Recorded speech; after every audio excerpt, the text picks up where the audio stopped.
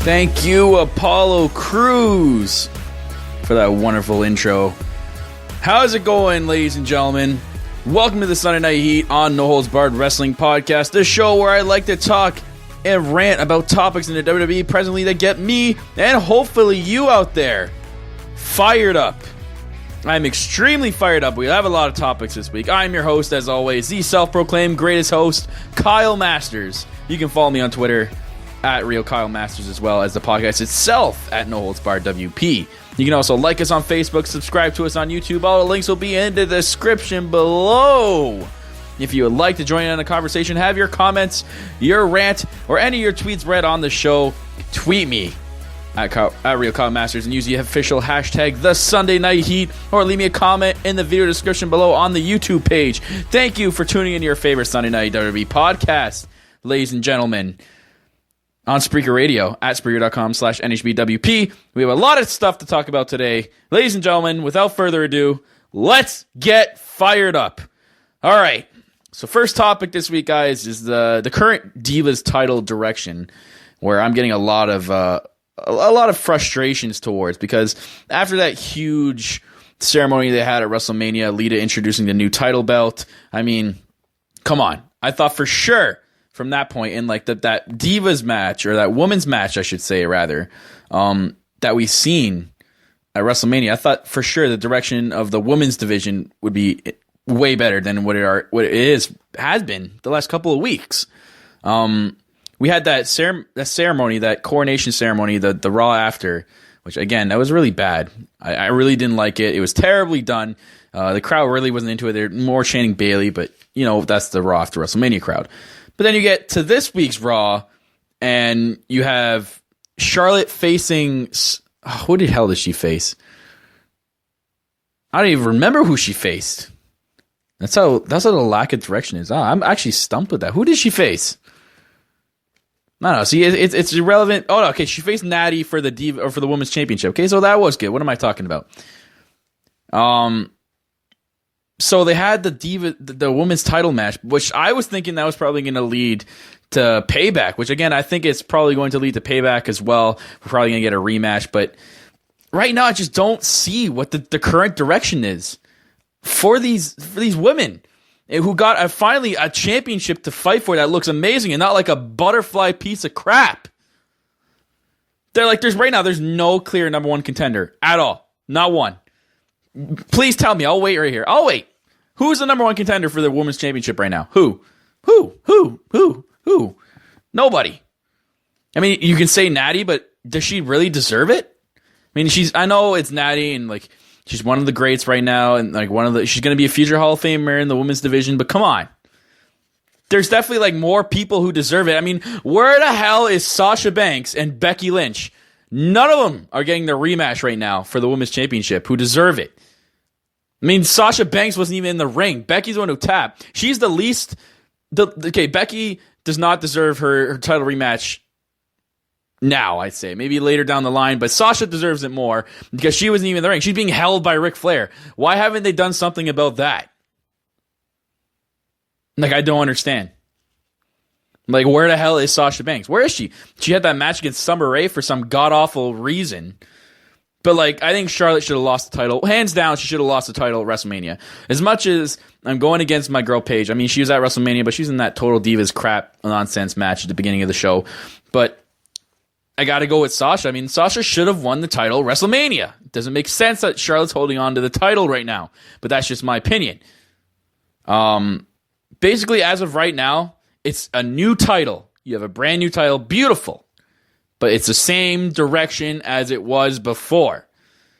Like, this is terrible. I thought we were in a Divas revolution. I guess you can call it women's revolution now. But you have Natty facing Charlotte for the women's championship, who no one's really that interested in, because if you go to live events, and you've been to live events the last 3 months, she's been facing Charlotte for the last 3 goddamn months. Why do we want to see this again? Especially now on TV. Nothing's new added to it. I mean, they added Dr. Phil, which we'll get into later. But come on. There needs to be a better direction for the women's championship right now. Or else it's just going to get boring and it's going to slip back right into where it was before. And that's not what we want to see. Call up Bayley. right now. WWE, call up Bayley. We need her. Get her in her rematch with Asuka so she can lose again and then get her up into the main roster. All right. So moving on, guys. Moving on to another topic here. The second topic is injuries. Yay. Our favorite subject to talk about, injuries. Unfreaking believable. Okay. Now we can add more to the list from this past week, which is fantastic. You know, I love injuries. I just love how half the roster just get injured and we have like Heath Slater main eventing Raw or something. Because that's exactly what we need, right?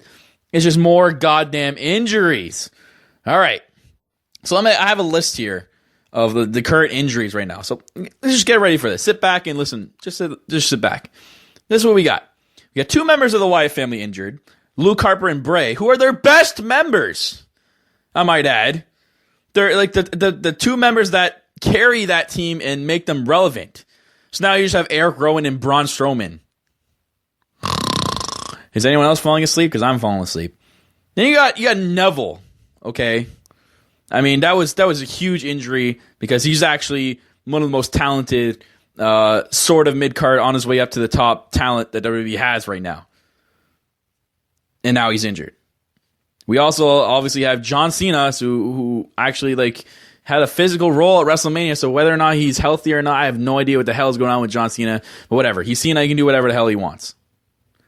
Then you got Kalisto, who's apparently injured. I've seriously read nothing about Kalisto so far the last couple of days. I actually forgot to check today, but Sundays are usually slow for wrestling news, so I didn't really check today. But Kalisto, it looks like he's injured. It looks like he did something to his collarbone last Raw.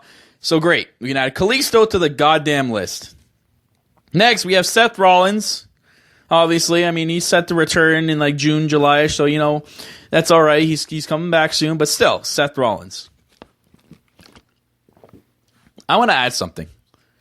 Where in the hell is Tyson Kidd? Does anyone know? Anyone? Bueller? Anyone know where Tyson Kidd is? I have absolutely no idea where this guy is. Is he injured? Are they keeping him off screen? Like, what the hell is going on? Are they giving him the DiBiase treatment? Like, what's going on right now? Mr. Hart, where are you? I don't know. Where's Tyson Kidd? Someone knows, please tweet at me and tell me where the hell Tyson Kidd is. Is Mark Henry injured? Or are they just like, is he a spot filler? Whenever they need him to do something, he just goes in and fills. Because I want to know if Mark Henry's actually injured. I know he's had his on and off injuries, but like, what's Mark Henry doing right now? Is he going to retire, or is he just there to fill in the spot sometimes, like Kane? Like, figure it out. Both those guys need to figure it out. Come on now. And then Randy Orton. Randy Orton's slowly coming back. I think he's scheduled to come back sometime in the next month. So I guess that's okay for Randy Orton. I know he's going to be slipping into a part-time role as he wants to. So we'll see how that goes. Then we just had Cesaro come back, so I'm praying to God he doesn't re-injure that shoulder. Same with Sami Zayn. I'm so scared when Sami Zayn does his entrance because that's exactly how he popped the shoulder out. So, I mean, I'm scared right now because there's a lot of good, talented wrestlers on the roster right now who potentially could re-injure themselves. God, it's the last thing we need. There's more goddamn injuries. But enough talking about the injuries. Let's move on. We got to talk about this, guys. I don't know if anyone actually cared or was interested this past Raw, but Dr. Phil freaking Phil was on Raw. He was the guest star. I guess we're slipping back into this stupid guest star phase. We have random people show up who have nothing to do with wrestling, who probably don't even watch wrestling, appear on the show. But yeah, Dr. Phil was there. It was pointless. Absolutely pointless, WWE. Like, the only good thing out of anything Dr. Phil said or was shown on TV on Raw was that he pointed out, he called Charlotte out on how his dad helps her win matches, and that's the only reason why she's successful right now. But that's the only thing that came out of Dr. Phil. They could have had someone else do that, but they chose Dr. Phil for some god-awful reason. He even had, Dr. Phil, guys, get prepared for this, had his own Titantron and theme song. Yeah, that's right. He had a Titantron and a theme song. Are you kidding me? Really? You made one for Dr. Phil. This guy hasn't been relevant for the last 5 years.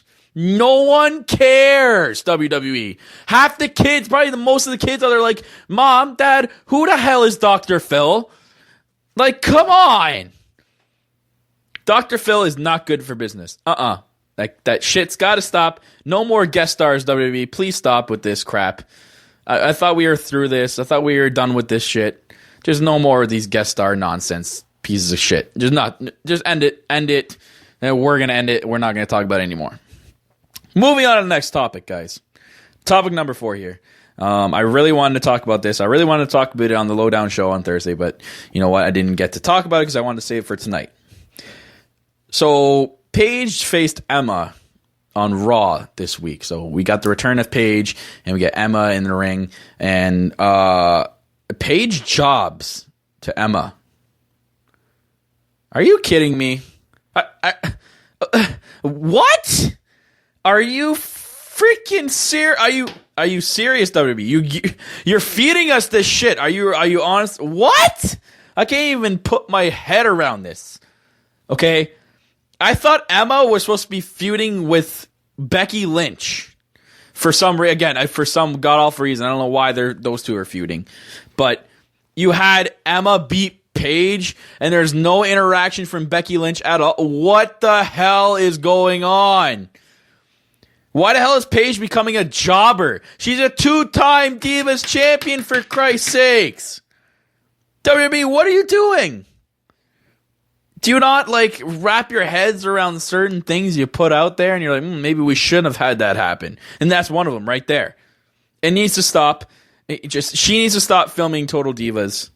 Okay, it's really bad. I hate how she's over there. I mean, there is a backstory behind Paige on why she's been off TV the last couple of months, but we won't get into that. She needs to stop filming the Total Divas crap and get back in the ring. Paige would be a huge help to the direction of the women's division right now. She would make it huge help since they only have Natty facing Charlotte and no one else doing anything right now. That would be super clutch if Paige would come back and help us out. And that's just not just a biased opinion. That's me actually being serious because Paige is a fantastic wrestler and a fantastic character, and she would do wonders for us. Wonders. We need her back. Paige, come back. On to the next topic, guys. Number 5. It's the lack of direction. Okay, speaking of like direction in certain titles and certain divisions, it's a lack of direction in the U.S. title. Remember like last year when it was actually semi-relevant when John Cena was defending it every Raw? What's happening with it now? I mean, so now that Kalisto's hurt, what's going to happen with it? I mean, we've gone back to basically forgetting and being the U.S. title less prestigious than it was for like the last year. It was way more meaningful when John Cena had it. 100%. And I hate to admit that I'm not a John Cena boy, but he had it. When he had it, it felt like more prestigious. I loved it because he defended every Raw, so it was crazy to see who would come out and try to fight for that U.S. title. It needs a title holder that can build it up. That's what it needs. It needs to build up its prestige and make it more relevant. Like you have guys like Cesaro, Dolph Ziggler, Sami Zayn, Kevin Owens, or even Cena. If he comes back, let him win the freaking U.S. title. Why? I mean, as much as I like Kalisto and much as he's a great wrestler, he's no U.S. champion material. He can't boost up its prestigeness and he can't make it relevant, man. He can't. Because he's still stuck with the Lucha Dragons, and it's just basically he's a placeholder, just like when Dean Ambrose was the U.S. champion and he was in the Shield. That didn't make sense at all. Just, oh my God, it's a shame. It's just a shame because Kalisto's really good. I like the kid. He's not U.S. champion material. Someone else needs to be U.S. champion, and it needs to be more relevant because it pisses me off that it becomes less prestigious when WWE doesn't give a shit about a certain title, aka U.S. title. But moving on to the next topic, guys. This is an interesting topic this week. It goes back to like the brand split that I've been talking about for a couple of weeks. But this literally, it needs to happen faster. After watching Raw and SmackDown this week, it just looked very, very unorganized. Raw and SmackDown looked way unorganized this week. So the brand split needs to happen faster. It seemed too clustered. I don't know about you guys out there, but it seemed very, very clustered. A brand split would be so beneficial right now. There's too many tag teams. There's way too many. Like, they're having a tournament, for Christ's sakes, and there's still teams that are not even in the tournament. Like, you need to have a brand split so you can split these tag teams up and then fight for each other on Raw and SmackDown. Maybe bring back another tag team title. You don't have to have them unified. I'm pretty sure no one would care. But this is the question. Does Raw go back to being 2 hours? Because right now 3 hours is god-awful. I mean, sometimes you watch Raw and it's like 3 hours long, and like there's some points where you're like, oh my god, I think you still got another hour and a half of this shit. So, or does they make SmackDown 3 hours and they make it live, which I've been trying to say for the last couple of years, that they need to make SmackDown live. In my opinion, Shane and Steph should be the GMs. So Shane Raw, Steph and McMahon SmackDown. Shane would run Raw unreal. Like, he would run it great. I mean, he's done a good job. So Steph could basically boost the SmackDown ratings, the lack of SmackDown ratings that it gets on a weekly basis, and it'd be more watchable again. I mean, WWE is currently keeping certain superstars on SmackDown. So is that a hint, WWE? Like, tell us. Is that a hint? God. Oh, man. I want SmackDown to be better again. I really do. And if a brand split is going to make it happen, and you're going to make Raw live or SmackDown live, make it happen, WWE. Make it happen. All right. Moving on to the next topic, guys. Speaking of SmackDown, this is a continuing topic here on the Lowdown Show and the Sunday Night Heat. It is the fake crowd noise that SmackDown likes to give us every week. Yay! The shit needs to stop. Honestly, it's making me angry at certain superstars who get heat on Raw and get booed out of the building, and come over to SmackDown and they get cheered. What the hell? That doesn't make any sense. Like, how? Please, WWE, tell me right now how to make sense. Oh, wait. Come on. Tell me. That's right. It doesn't make sense. It doesn't make sense. I feel like it ruins a character. It just ruins a character who, if you watch Raw and SmackDown religiously, you get confused as all hell. I mean, especially when it's the kids out there that are watching the WWE they're watching Raw and SmackDown. I mean, they're strongly geared to the kid audience. So, like, you're confusing the hell out of the kids, WWE, because they don't know who to cheer and boo for when you change it every Raw and SmackDown. I just can't take SmackDown seriously anymore. I can't. Neither did I even ever. Since 2006, WWE. 2006. Come on. This is why I have trust issues, is Friday night SmackDown, Thursday night, whatever night SmackDown it is. If Steph takes control, she needs to make it live. Steph, you need to make that shit live. I honestly, right now, don't even want to watch SmackDown anymore. Like, literally don't. I know I have to for the show. I really don't want to anymore. I can't. I don't honestly see why they can't make it live. I mean, I can't. I mean, I know they could put it this way, like they put it Raw and SmackDown Monday and Tuesday, so that gives the wrestlers some break and they can go do live events. But if you make Raw Monday Night Live and you put it on Thursday and you make it Thursday Night Live, then you get that break in between Tuesday and Wednesday to travel, do something. Like, if they're not going to be on SmackDown, look, there you go. You got some extra days off. You can do a live event, whatever. Put SmackDown on Thursday and make it live. Whether you keep it at 2 hours or you move it to 3 hours, make it live. Stop with the fake crowd noise, especially. That's what they were getting at here. Enough with the goddamn fake crowd noise.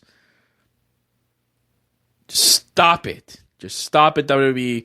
It's pissing me off, and I bet you it's pissing a lot of the kids off out there. But moving on to the next topic, ladies and gentlemen. I really don't want to talk about this. And I'm not going to. I'm going to say 4 simple things, and we're going to move on. Miz as the Intercontinental Champion. Okay, 4 things. It is terrible. It is the worst idea ever. He will drop it to Cesaro whenever that match is. And that's enough said. That's it. We're moving on. Number 9, guys. Topic number 9. Recently, if you don't know and you're not aware, Adam Rose from the Social Outcast, okay, the one that says, he's the radical mongoose and Heathy baby, and Connor from the Ascension, who are irrelevant as fuck, have failed the wellness test for the second time. What the hell is wrong with you guys? For one, why is Adam Rose? I want to know what he failed because I haven't seen any details yet. What did he fail in the wellness test? Is he taking pot? He definitely wasn't taking steroids. I don't see why Adam Rose would be taking steroids. Connor, that's a different subject. But both these guys are now suspended for 60 days. 60! I honestly don't know why you would go and jeopardize your careers because right now, you get suspended one more time, you're fired. You're getting the Vinnie Mac treatment. The Vinnie Mac special, as soon as you fail the wellness test one more time. Are you kidding me, guys? Smarten up! One more suspension, and you're gone. Poof, done. Bye-bye WWE. Might as well go TNA, because they like hiring drunk wrestlers, apparently, and people who just wrestle drunk. I mean, who replaces Adam Rose on the Social Outcast? Let's take a look at this. Like, what jobber and socially, dependent and socially awkward superstar do you put on there? I can think of a couple. I think you could put Fandango on there. You can put Goldust, R-Truth. Something's going to happen. You know exactly what's going to happen. They're going to end up being the leader or something. It's going to be hilarious to see what they do with the Outcast. Or maybe they just break up. Does anyone actually care, though, if the Ascension disappear for 60 days? No. And it sucks because now they've slipped into the jobber tag team, and now they can just slip away. No one gives a crap about it anymore. And it's a shame, because they were the most dominant tag team in the NXT division when they were down in NXT, and now they get jobbed a hell of a... I don't know whose decision it was to job them forever now. But now you have Connor failing the wellness test. He's gone for 60 days, so I don't even know what the hell you do with Victor. God, it's just... What is wrong with you guys, man? Smarten the hell up, man. You're freaking professional athletes. You don't need to be doing stupid shit. You've got it good in WWE. I know, you're jobbers, but come on. It fires me up, ladies and gentlemen. I hate that. As much as it's irrelevant to see Adam Rose right now on TV and Connor and the Ascension, it sucks because I don't want to see them go. It's just entertaining. And it sucks to see them jeopardize their career with failing the wellness test. Anyways, guys, that's going to wrap it up for today's show. Yeah, that's it, guys. 9 topics this week. So that's going to wrap it up for today's show, ladies and gentlemen. Please go over to the YouTube channel and give this video a like, as well as subscribe to the channel. And again, if you want to join in on the conversation and have me read and discuss your thoughts, tweet at me on Twitter at Real Kyle Masters and use the hashtag #TheSundayNightHeat, or leave a comment in the videos on YouTube, and I'll get to them for next week's show. Or you can go over to our official website and send us an email. All the links will be in the description below for you. Guys, until next time, I'm Kyle Masters, and reminding you to stay fired up, y'all.